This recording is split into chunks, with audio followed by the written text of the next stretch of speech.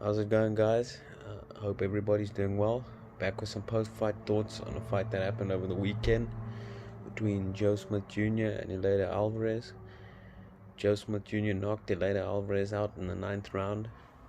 Alvarez went into the fight as a favorite and was supposed to be the slicker, more skillful boxer of the two, which he was, but that didn't really matter in the fight as Joe Smith outworked Alvarez every round and turned the fight into a pretty one-sided fight, which led to him knocking Alvarez out in the 9th round with a clean straight right hand that put Alvarez through the ropes, who tried to beat the count, but as he was getting back to his feet, the ref had counted to 10 and the fight was over. Throughout this fight, Smith was hungrier, busier, and he just looked like he wanted to win the fight more than Alvarez, although Alvarez was and does normally take the approach of being patient and looking for one clean shot where he tries to hurt you and then get you out of there.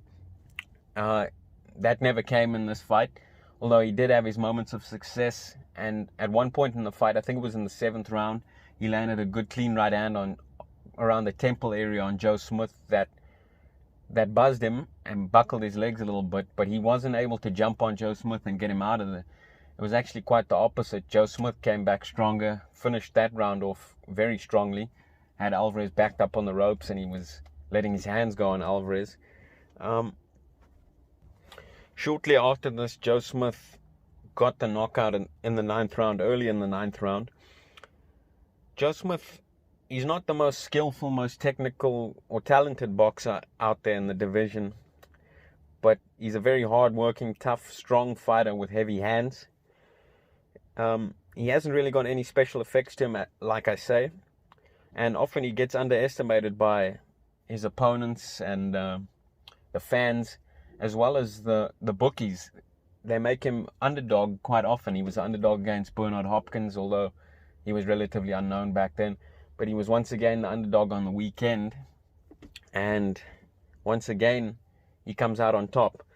As for Eleideralvarez, he's getting up there in age. I think he's 36 or 37, and I don't think he's going to have another run at the title. I think this was maybe his last chance to get back in title contention.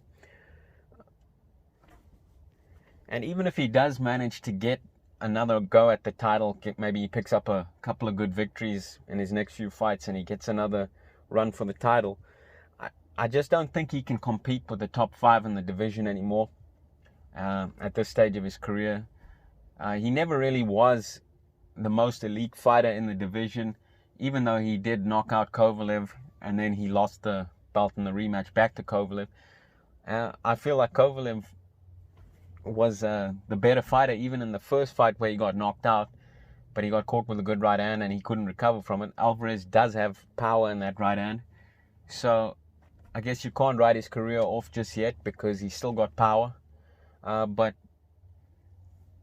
I wouldn't fancy him to come back and get another title. Anyways, as for Joe Smith, he moves on, and I think he's going to be fighting in the title eliminator next. But I can't see Joe Smith beating any of the top 2 in the division, or top 3, which are Artur Beterbiev and Dmitry Bivol. He already fought Bivol. He lost to Bivol, and I can't really see Joe Smith getting a title in this division. But nonetheless, he's probably making decent money. He's in the top 10 in the division. And yeah, guys, that was my thoughts on the fight and the two fighters and where they go from here. What were your guys' thoughts on the fight? Did you think Joe Smith was going to get the win in this fight, even though he was the underdog? Let me know, guys. Let me know your thoughts on the fight and who you'd like to see each fighter fight next. Anyways, thanks for listening, guys.